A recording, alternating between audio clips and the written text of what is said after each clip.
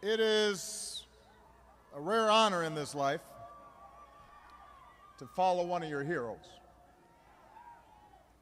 And John Lewis is one of my heroes.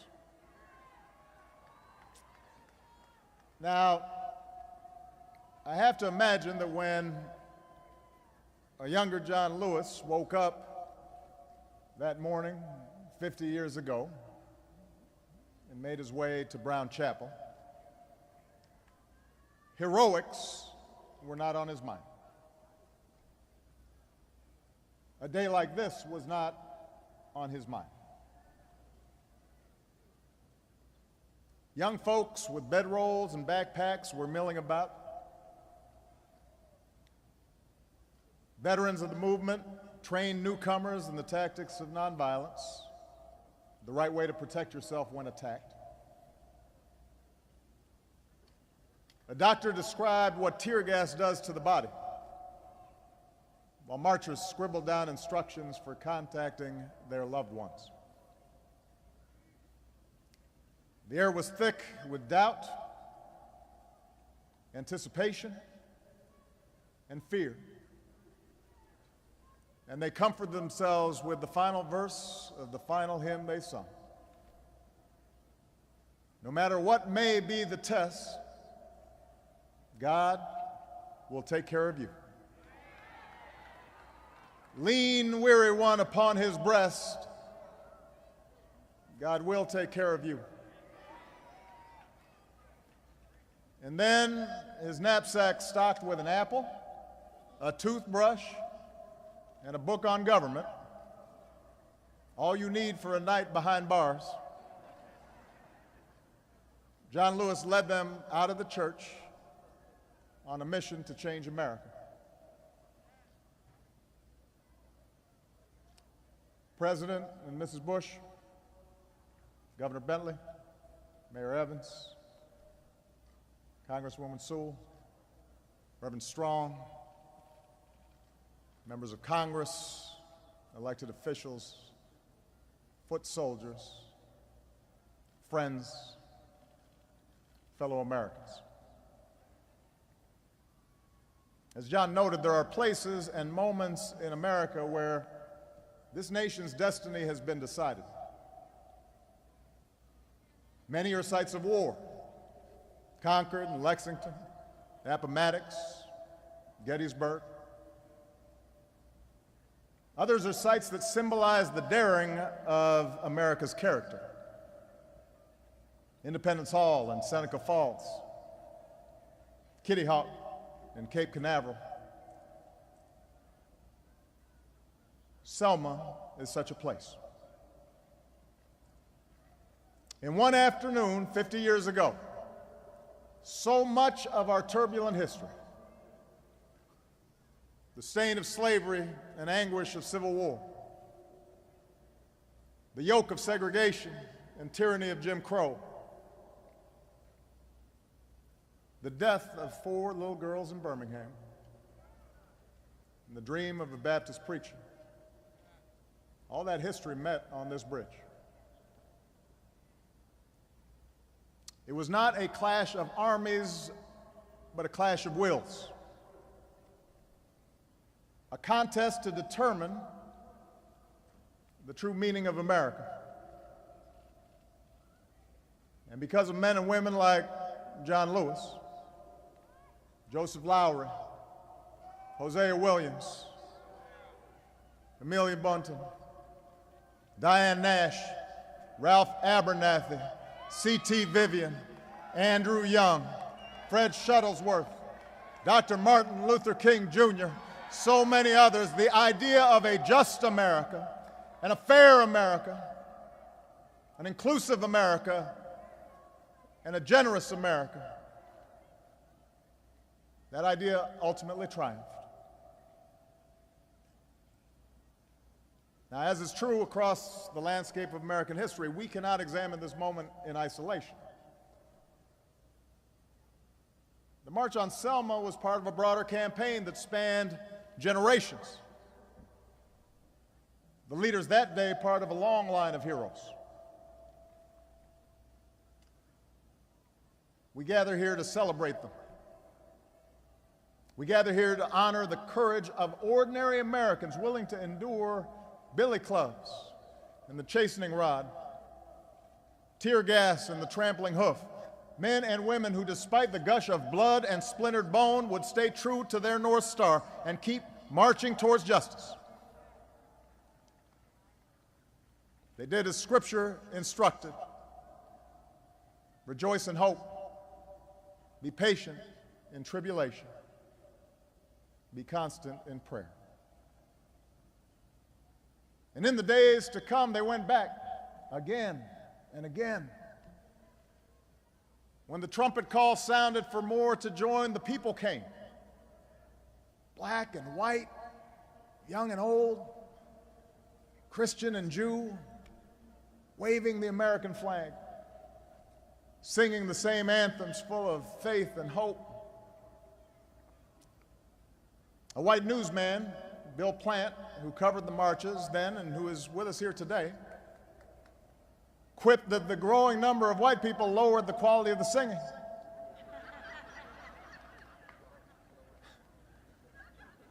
To those who marched, though, those old gospel songs must have never sounded so sweet. In time, their chorus would well up and reach President Johnson,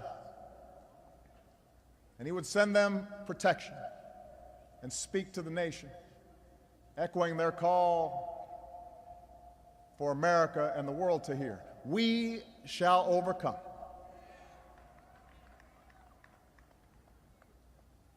What enormous faith these men and women had.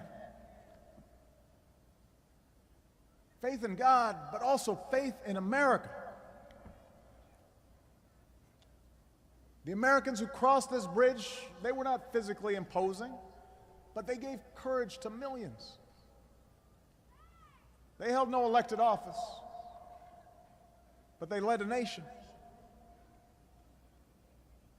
They marched as Americans who had endured hundreds of years of brutal violence, countless daily indignities, but they didn't seek special treatment, just the equal treatment promised to them almost a century before.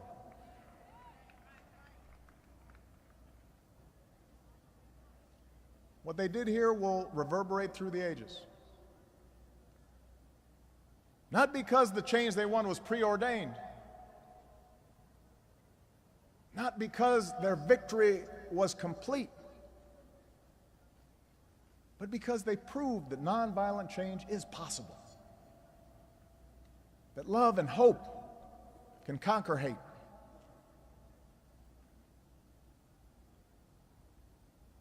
As we commemorate their achievement, we are well served to remember that at the time of the marches, many in power condemned rather than praised them. Back then, they were called communists, or half-breeds, or outside agitators, sexual and moral degenerates, and worse. They were called everything but the name their parents gave them. Their faith was questioned. Their lives were threatened. Their patriotism challenged.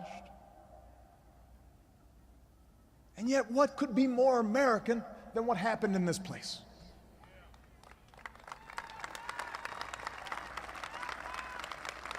What could more profoundly vindicate the idea of America than plain and humble people, unsung, the downtrodden, the dreamers not of high station, not born to wealth or privilege, not of one religious tradition, but many, coming together to shape their country's course?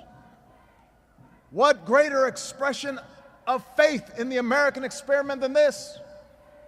What greater form of patriotism is there than the belief that America is not yet finished, that we are strong enough to be self-critical, that each successive generation can look upon our imperfections and decide that it is in our power to remake this nation to more closely align with our highest ideals?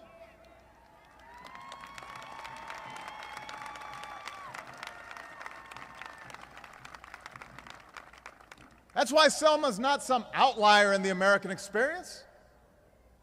That's why it's not a museum or a static monument to behold from a distance. It is instead the manifestation of a creed written into our founding documents. We, the people, in order to form a more perfect union, we hold these truths to be self-evident, that all men are created equal. These are not just words. They're a living thing, a call to action, a roadmap for citizenship, and an insistence in the capacity of free men and women to shape our own destiny. For founders like Franklin and Jefferson, for leaders like Lincoln and FDR, the success of our experiment in self-government rested on engaging all of our citizens in this work. And that's what we celebrate here in Selma. That's what this movement was all about. One leg in our long journey toward freedom.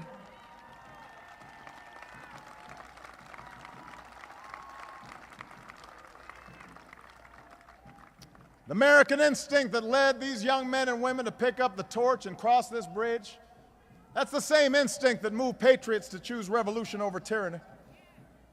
It's the same instinct that drew immigrants from across oceans and the Rio Grande. The same instinct that led women to reach for the ballot, workers to organize against an unjust status quo. The same instinct that led us to plant a flag at Iwo Jima and on the surface of the moon. It's the idea held by generations of citizens who believe that America is a constant work in progress, who believe that loving this country requires more than singing its praises or avoiding uncomfortable truths. It requires the occasional disruption, the willingness to speak out for what is right, to shake up the status quo. That's America.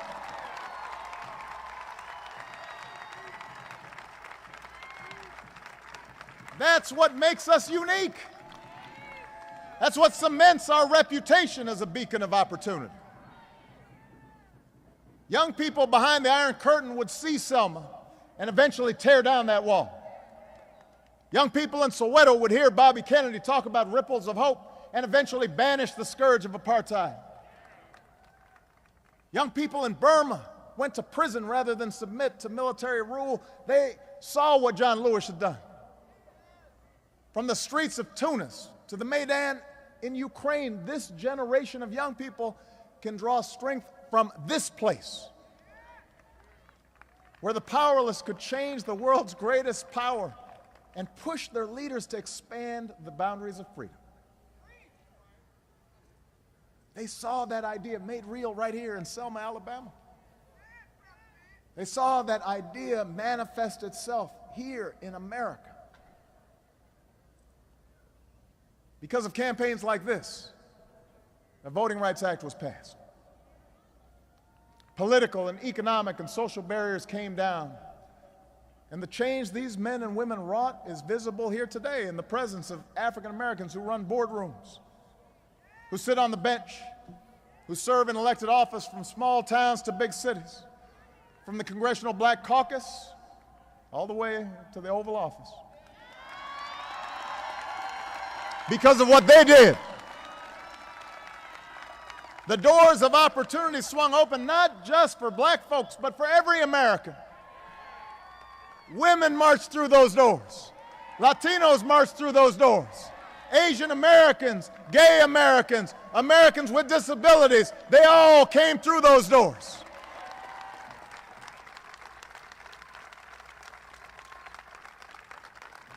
Their endeavors gave the entire South the chance to rise again, not by reasserting the past, but by transcending the past.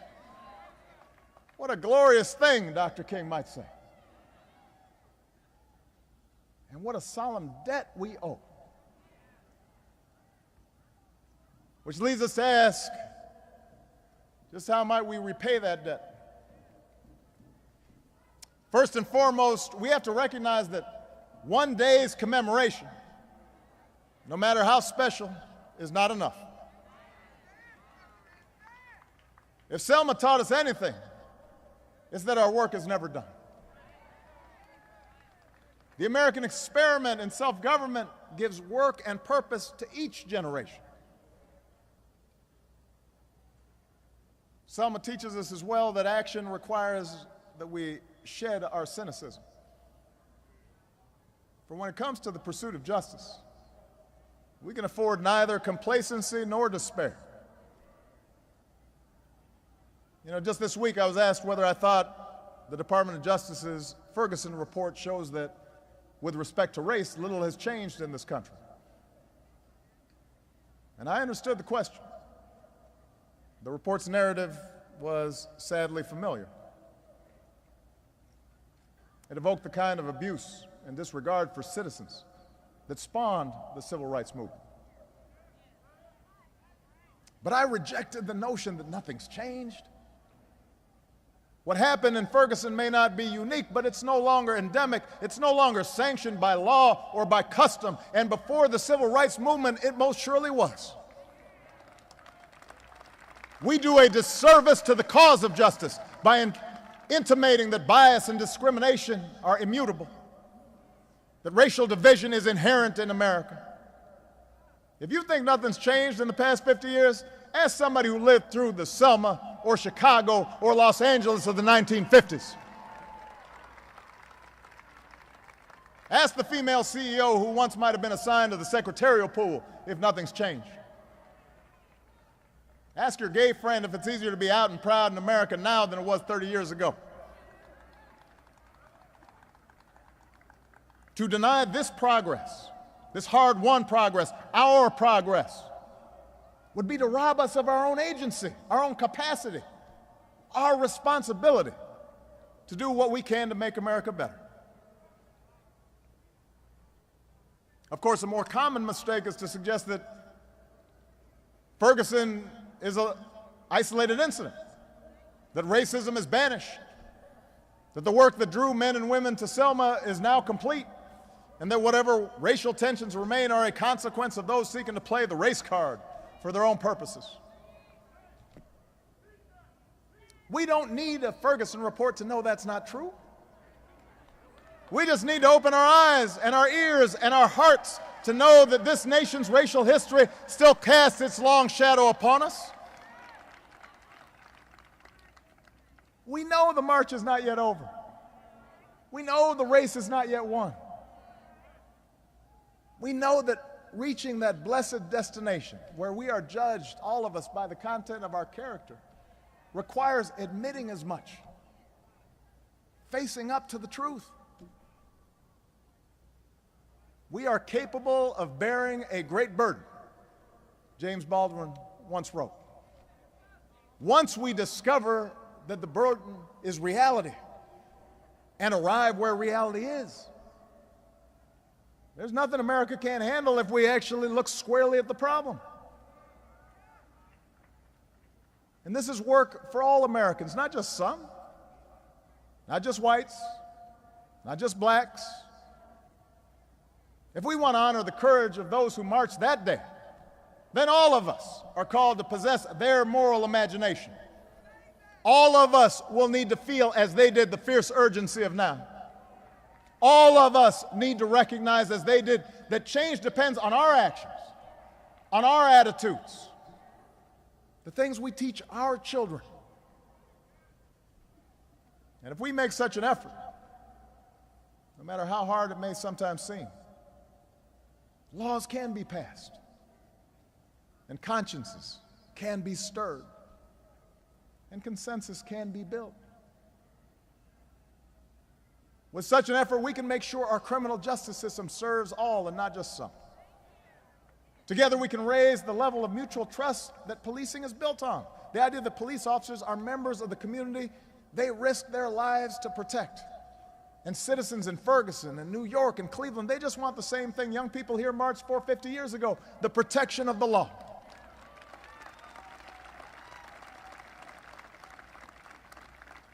Together, we can address unfair sentencing and overcrowded prisons and the stunted circumstances that rob too many boys of the chance to become men and rob the nation of too many men who could be good dads and good workers and good neighbors.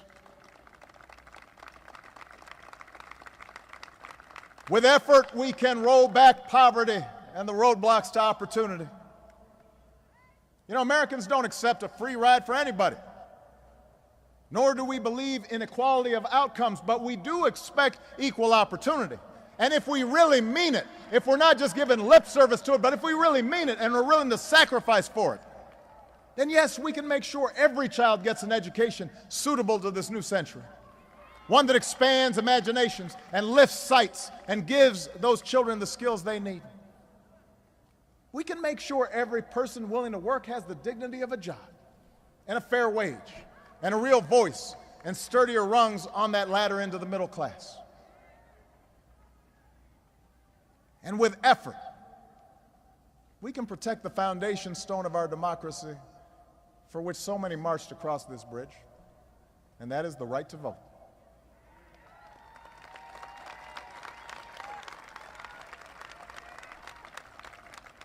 Right now, in 2015, 50 years after Selma, there are laws across this country designed to make it harder for people to vote.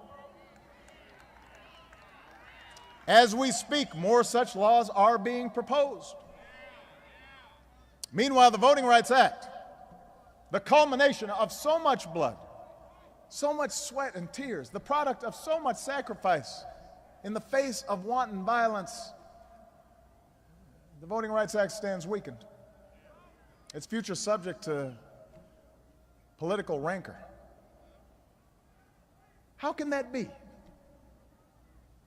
The Voting Rights Act was one of the crowning achievements of our democracy, the result of Republican and Democratic efforts. President Reagan signed its renewal when he was in office. President George W. Bush signed its renewal when he was in office. 100 members of Congress have come here today to honor people who are willing to die for the right to protect it. If we want to honor this day, let that 100 go back to Washington and gather 400 more and together pledge to make it their mission to restore that law this year. That's how we honor those on this bridge.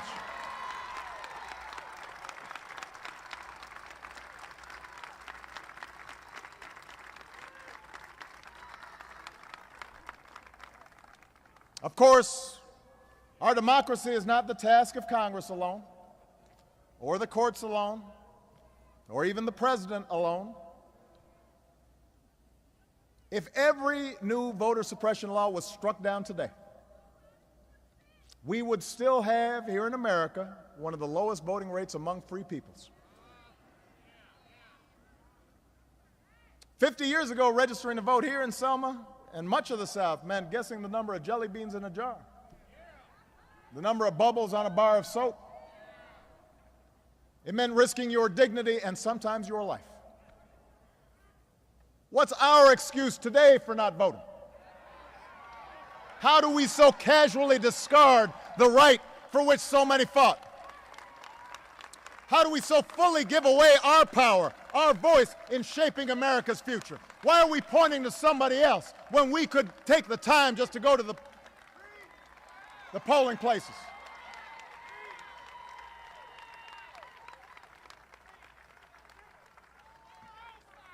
We give away our power. Fellow marchers, so much has changed in 50 years. We have endured war and we fashioned peace. We've seen technological wonders that touch every aspect of our lives. We take for granted conveniences that our parents could have scarcely imagined. But what has not changed is the imperative of citizenship. That willingness of a 26-year-old deacon or a Unitarian minister or a young mother of 5 to decide they love this country so much that they'd risk everything to realize its promise. That's what it means to love America. That's what it means to believe in America. That's what it means when we say America is exceptional. For we were born of change. We broke the old aristocracies, declaring ourselves entitled not by bloodline, but endowed by our Creator with certain inalienable rights. We secure our rights and responsibilities through a system of self-government, of and by and for the people. That's why we argue and fight with so much passion and conviction, because we know our efforts matter. We know America is what we make of it. Look at our history. We are Lewis and Clark and Sacagawea, pioneers who braved the unfamiliar, followed by a stampede of farmers and miners and entrepreneurs and hucksters. That's our spirit. That's who we are. We're Sojourner Truth and Fannie Lou Hamer, women who could do as much as any man and then some. And we're Susan B. Anthony, who shook the system until the law reflected that truth. That is our character. We're the immigrants who stowed away on ships to reach these shores, the huddled masses yearning to breathe free, Holocaust survivors, Soviet defectors, the lost boys of Sudan. We're the hopeful strivers who cross the Rio Grande because we want our kids to know a better life. That's how we came to be. We're the slaves who built the White House and the economy of the South. We're the ranch hands and cowboys who opened up the West, the countless laborers who laid rail and raised skyscrapers and organized for workers' rights. We're the fresh-faced GIs who fought to liberate a continent. And we're the Tuskegee Airmen and the Navajo code talkers and the Japanese Americans who fought for this country even as their own liberty had been denied. We're the firefighters who rushed into those buildings on 9/11, the volunteers who signed up to fight in Afghanistan and Iraq. We're the gay Americans whose blood ran in the streets of San Francisco and New York just as blood ran down this bridge. We are storytellers, writers, poets, artists who abhor unfairness and despise hypocrisy and give voice to the voiceless and tell truths that need to be told. We're the inventors of gospel and jazz and blues, bluegrass and country and hip-hop and rock and roll and our very own sound with all the sweet sorrow and reckless joy of freedom. We are Jackie Robinson, enduring scorn and spiked cleats and pitches coming straight to his head and stealing home in the World Series anyway. We are the people Langston Hughes wrote of who build our temples for tomorrow, strong as we know how. We are the people Emerson wrote of, who for truth and honor's sake stand fast and suffer long, who are never tired so long as we can see far enough. That's what America is. Not stock photos or airbrushed history or feeble attempts to define some of us as more American than others.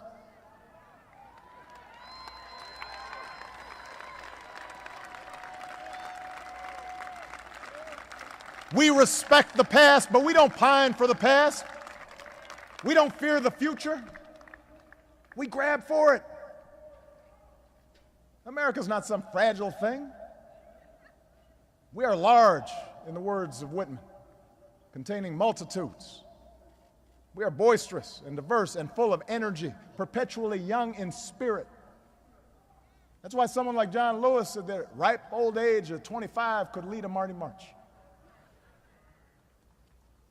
And that's what the young people here today and listening all across the country must take away from this day. You are America, unconstrained by habit and convention, unencumbered by what is, because you're ready to seize what ought to be. For everywhere in this country, there are first steps to be taken. There's new ground to cover. There are more bridges to be crossed. And it is you, the young and fearless at heart, the most diverse and educated generation in our history, who the nation is waiting to follow. Because Selma shows us that America is not the project of any one person. Because the single most powerful word in our democracy is the word we. We the people. We shall overcome. Yes, we can. That word is owned by no one. It belongs to everyone. Oh, what a glorious task we are given to continually try to improve this great nation of ours. 50 years from Bloody Sunday. Our march is not yet finished, but we're getting closer. 239 years after this nation's founding, our union is not yet perfect, but we are getting closer. Our job's easier because somebody already got us through that first mile. Somebody already got us over that bridge. When it feels the road's too hard, when the torch we've been passed feels too heavy, we will remember these early travelers and draw strength from their example and hold firmly to the words of the prophet Isaiah. Those who hope in the Lord will renew their strength. They will soar on the wings like eagles. They will run and not grow weary. They will walk and not be faint. We honor those who walked so we could run. We must run so our children soar, and we will not grow weary. For we believe in the power of an awesome God, and we believe in this country's sacred promise. May He bless those warriors of justice no longer with us, and bless the United States of America. Thank you, everybody.